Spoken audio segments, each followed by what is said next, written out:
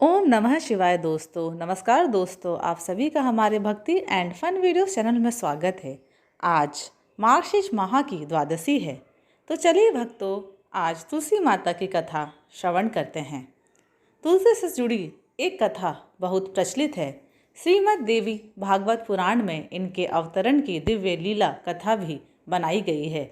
एक बार शिव ने अपने तेज को समुद्र में फेंक दिया था। उससे एक महातेजस्वी बालक ने जन्म लिया। यह बालक आगे चलकर जालंधर के नाम से पराक्रमी दैत्य राजा बना। इसकी राजधानी का नाम जालंधर नगरी था।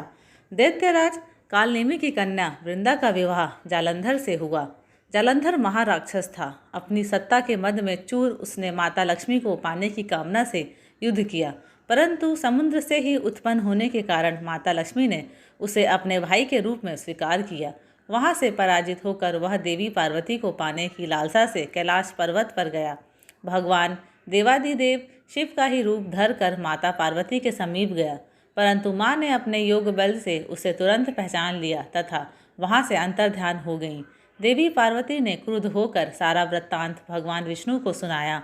जालंधर की पत्नी वृंदा अत्यंत पतिव्रता स्त्री थी। उसी के पतिव्रत धर्म की शक्ति से जालंधर न तो मारा जाता था और न ही पराजित होता था। इसलिए जालंधर का नाश करने के लिए वृंदा के पतिव्रत धर्म को भंग करना बहुत जरूरी था।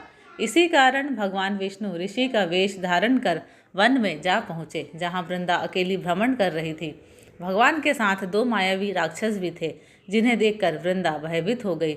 ऋषि ने वृंदा के सामने पल में दोनों को भस्म कर दिया। उनकी शक्ति देखकर वृंदा ने कैलाश पर्वत पर महादेव के साथ युद्ध कर रहे अपने पति जालंधर के बारे में पूछा। ऋषि ने अपने मायाजाल से दो वानर प्रकट किए। एक वानर के हाथ में जालंधर का सिर था तथा दूसरे के हाथ में धड़। अपने पति की यह दशा देखकर वृंदा मूर्छित होकर गिर पड़ी। होश में न आने पर उन्होंने ऋषि रूपी भगवान से विनती की कि वह उसके पति को जीवित करें। भगवान ने अपनी माया से पुनः जालंधर का सिर धड़ से जोड़ दिया, परंतु स्वयं भी वह उसी शरीर में प्रवेश कर गए। वृंदा को इस छल का जरा आभास न हुआ।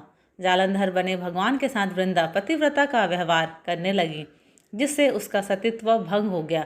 ऐसा होते ही वृंदा का पति जालंधर युद्ध में हार गया।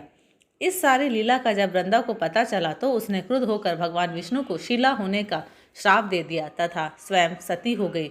जहाँ वृंदा भस्म हुई वहाँ तुलसी का पौधा उगा। भगवान विष्णु ने वृंदा से कहा, हे वृंदा, तुम अपने सतीत्व के कारण मुझे लक्ष्मी से भी अधिक प्रिय हो गई हो। अब तुम तुलसी के रूप में सदा मेरे साथ रहोगी। जो मनुष्य भी मेरे शालिग्राम रूप के साथ तुलसी का विवाह करेगा, उसे इस लोक और परलोक में विपुल यश प्राप्त होगा।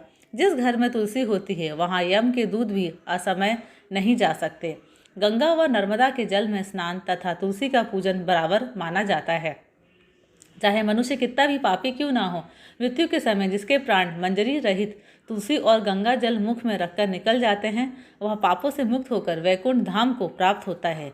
जो मनुष्य तुलसी व आंवलों की छाया में अपने पितरों का श्राद्ध करता है, उसके पितर मोक्ष को प्राप्त होते हैं। उसी दैत्य जालंधर की यह भूमि जालंधर नाम से विख्यात है। सती वृंदा का मंदिर मोहल्ला कोट किशनचंद में स्थित है। कहते हैं इस स्थान पर एक प्राचीन गुफा थी जो सीधी हरिद्वार तक जाती थी।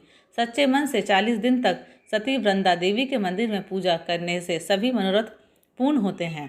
धन्यवाद। अगर आप सभी को मेरे वीडियोस पसंद आते हैं तो प्लीज़ लाइक, शेयर और सब्सक्राइब ज़रूर करें।